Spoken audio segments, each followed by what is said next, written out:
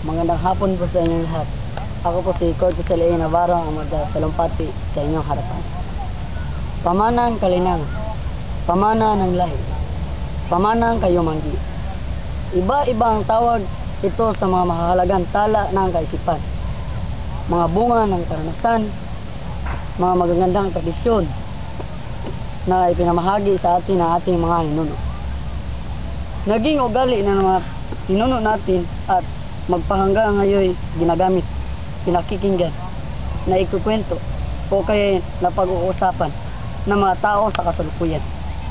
Kaya tinagurian silang pamanang kalinangan, pamanang ng lahi, at pamanang kayumanggi. Ano-ano ang mga ito? Ang mga ito ay ang mga tradisyon, ugali, at asal, katulad ng pagiging magalang, ang pamumuko, ang paghalik sa kamay ng mga matatanda ay ilan sa mga magandang ugali at asal ng mga ninuno natin na ating pang ginagawa pa rin hanggang ngayon.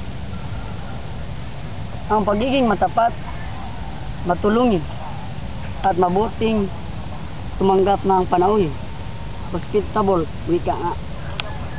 Ang pagiging masiyahin at mahilig sa musika, may lalim at talinghaga sa pananalita noon at magpahanggang ngayon.